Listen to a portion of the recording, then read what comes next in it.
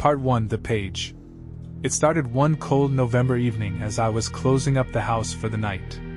The wind howled outside, rattling the windows, and I was in the middle of locking the back door when I heard it, an odd clanking sound coming from the garage. At first, I dismissed it as nothing more than the wind knocking over a tool or a loose pipe. But something about the noise made my skin prickle. It wasn't just a clank, there was a strange, rhythmic tapping, like someone drumming their fingers on a metal suit. Curiosity got the better of me. Grabbing a flashlight, I headed to the garage, my breath fogging in the cold air. Part 2: Shadows in the Dark. The garage was silent when I opened the door. My flashlight beam cut through the darkness, revealing my old workbench, stacks of boxes, and shelves crammed with tools and car parts. Everything looked normal. I stepped further in, the cold concrete floor chilling my bare feet. Just as I was about to turn around, the noise came again, louder this time. It was coming from beneath the old tarp I'd thrown over a pile of junk in the corner. Part 3: The Uncovering. Part P. Underneath, there was nothing unusual, a pile of rusted metal scraps, some old tires, and a broken lawnmower. But the tapping continued, now echoing faintly, as if it was coming from inside the pile itself. Part 4: The Hidden Hatch. I pushed aside the scraps, my hands trembling. That's when I found it, a small, square hatch embedded in the concrete floor. It was locked with an old, rusted padlock. This made no sense. I'd lived in this house for years, and I had never seen. Part 5: Breaking the Lock. The tapping grew louder, almost impatient. I couldn't leave it alone now. Grabbing a hammer from the workbench, I smashed at the lock until it broke. The hatch creaked open, revealing a narrow, dark tunnel leading straight down. A wave of icy air rushed out, carrying a faint metallic smell. Part 6: Descent into the Unknown. Despite every instinct screaming at me to stop, I found myself climbing down the rickety ladder into the tunnel. My flashlight illuminated, yes. The tapping had stopped. Now they're in. Part 7: The First Room. At the bottom of the ladder, I found myself in a small, dimly lit room. A single, bare bulb flickered above, casting long shadows. In the center of the room stood a table covered in. Part 8: The Recordings. Among the clutter on the table was an old cassette recorder. It looked ancient, coated in dust, but when I pressed play, it whirred to life. A man's voice crackled through the speaker. "If you're hearing this, it means you found it. I'm sorry for what you're about to see." Part 9: The Disturbing Photographs. As the recording continued, I noticed a stack of photographs beside the recorder. I picked one up, and my stomach churned. It showed a dimly lit tunnel, this tunnel, with scratch marks on the walls and something lurking in the shadows. Part 10: The Movement. A faint shuffling sound made me spin around. The ladder I had climbed down was gone. And flight. It started one cold November evening as I was closing up the house for the night. The wind howled outside, rattling the windows, and I was in the middle of locking the back door when I heard it, an odd clanking sound coming from the garage. At first, I dismissed it as nothing more than the wind knocking over a tool or a loose pipe. But something about the noise made my skin prickle. It wasn't just a clank, there was a strange, rhythmic tapping, like someone drumming their fingers on. Curiosity got the better of me. Grabbing a flashlight, I headed to the garage, my breath fogging in the cold air. The garage was silent when I opened the door. My flashlight beam cut through the darkness, revealing my old workbench, stacks of boxes, and shelves crammed with tools and car parts. Everything looked normal. I stepped further in, the cold concrete floor chilling my bare feet. Just as I was about to turn around, the noise came again, louder this time. It was coming from beneath the old tarp I'd thrown over a pile of junk in the corner. Heart pounding, I approached the tarp. It fluttered slightly, though there was no draft in the garage. Swallowing my unease, I gripped the edge and yanked it back.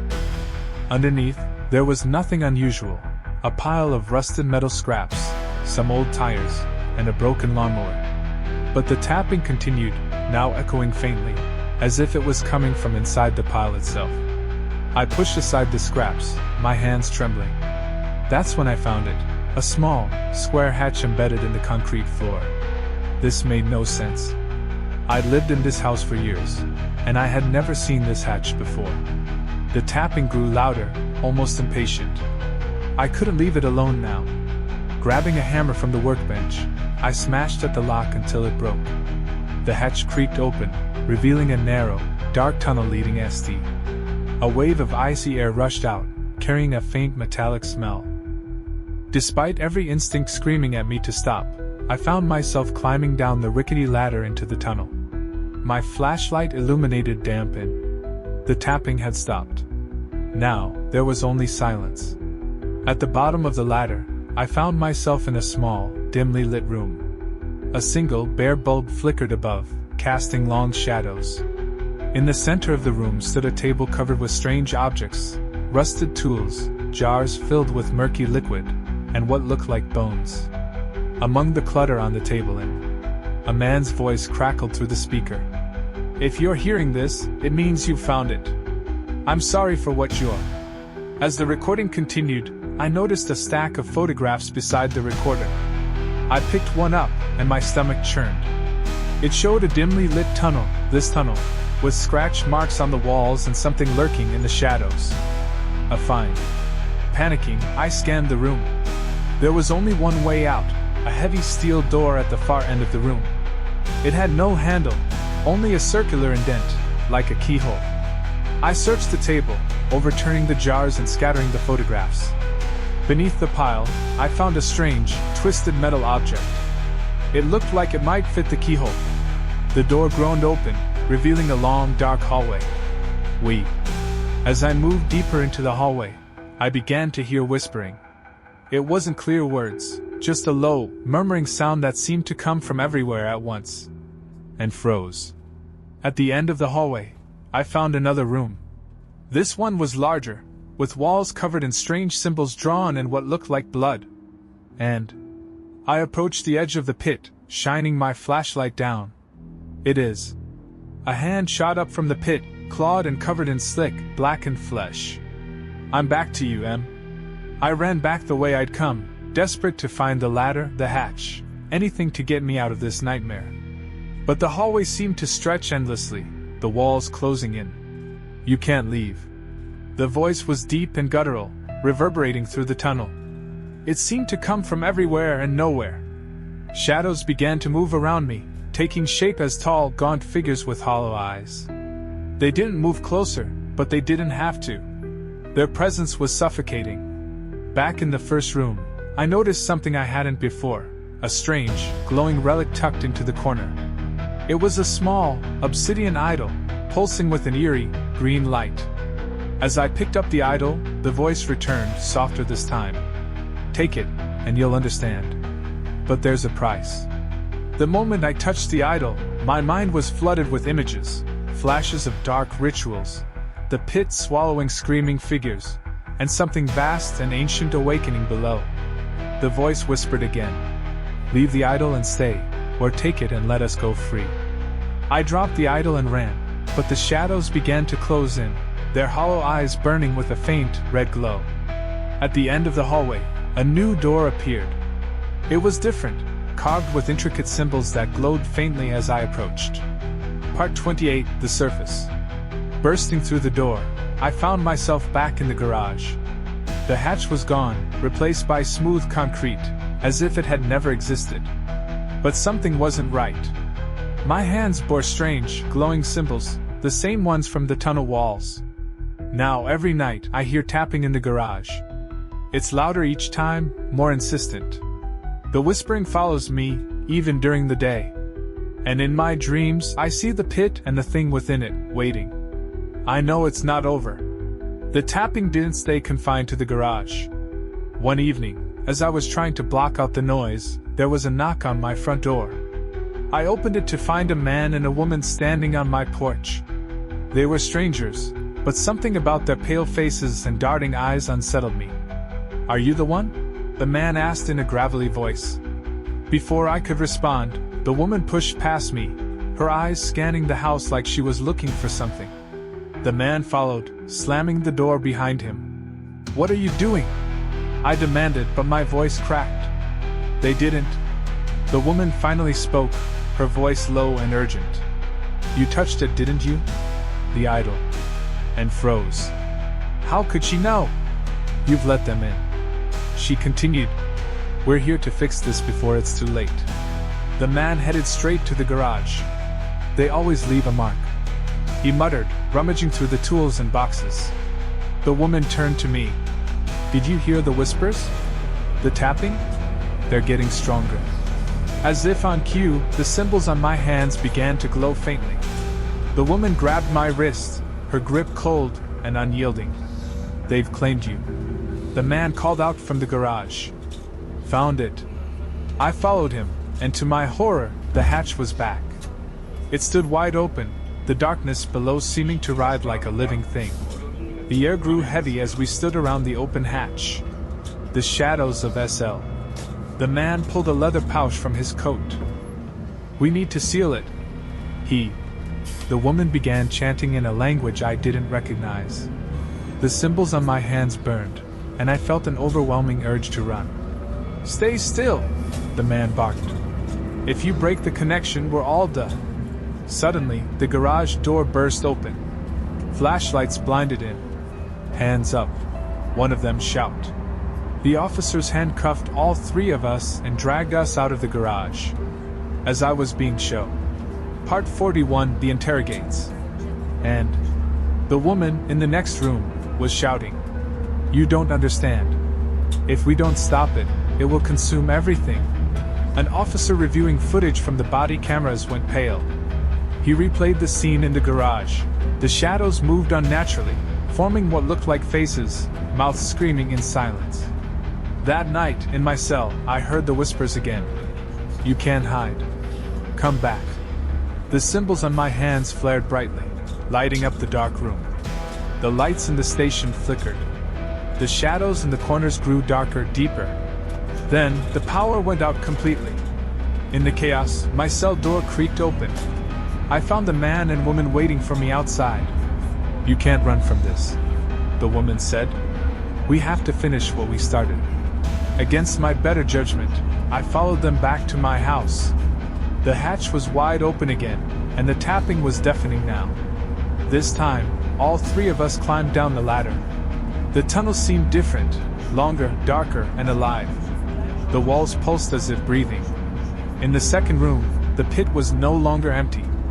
A massive, shifting form loomed inside, its countless eyes staring directly at us. The woman spoke quickly. "This thing was sealed here centuries ago. The idol was the key. When you touched it, you woke it up." The man grabbed my arm, dragging me toward the pit. "It needs a sacrifice to go back to sleep," he growled. I fought back, but he was too strong. As I was dragged closer to the edge, the creature let out a deafening roar that shook the ground. Part 53, The Woman's Choice. The woman intervened, shoving the man away. "We're not sacrificing him," she said. "There's another way." She began chanting again, this time carving symbols into the ground with a knife. The creature writhed, its form flickering like a glitching image.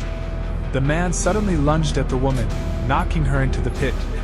Her scream was cut short as the creature enveloped him.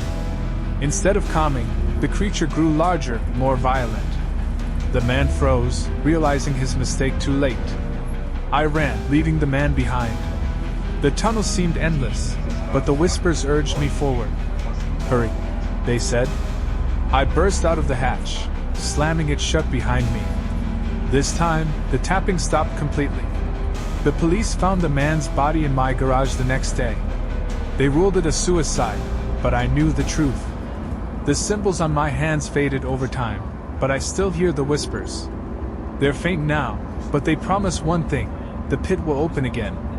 It started 2 weeks after the pit was sealed again. Late one night, as I tried to sleep, I heard them, faint. I told myself it was my imagination, a lingering after effect of what I'd seen. But the cries grew louder, more desperate, and they seemed to come from the garage. The next morning, I found a crumpled newspaper on my doorstep. I hadn't subscribed to one in years. The front page story chilled me to the bone. Local children still missing, police ha. 5 children, all from the nearby neighborhood, had vanished over the past month. Their smiling faces stared at me from the page, their eyes hauntingly familiar. I couldn't ignore the cries anymore. Armed with a flashlight and crowbar, I went back to the garage. The hatch was there again, its rusted edges somehow looking even older, as if it had been buried for centuries. The cries were coming from beneath it. The symbols I had carved into the hatch to seal it were gone, replaced by deep, jagged scratches. I could almost feel the pit breathing below, its malevolence seeping through the cracks. Just as I was about to open the hatch, I noticed movement in the shadows. 2 small figures stood in the corner of the garage. They were children, pale, gaunt, and wide-eyed. "Help us," one of them whispered, though her mouth didn't move. The children's faces were familiar. They were the missing kids from the newspaper. But something was wrong. Their eyes were empty, black voids that seemed to pull me in. I dropped the crowbar and stumbled back. As I fled the garage, something caught my eye, a note taped to the inside of the door. Written in jagged, hurried handwriting, it read, "They're not real. The real ones are below. He took them. Help them before it's too T." The note was signed in. I knew that name. He was a local handyman with a history of odd behavior. 2 years ago, he disappeared after being questioned about a missing child. T. The next day, a detective showed up at my door. His name was Detective Rourke, and his sharp eyes didn't miss a thing. "Have you seen or heard anything unusual?" he asked, showing me a photo of the missing kids. I hesitated, then lied.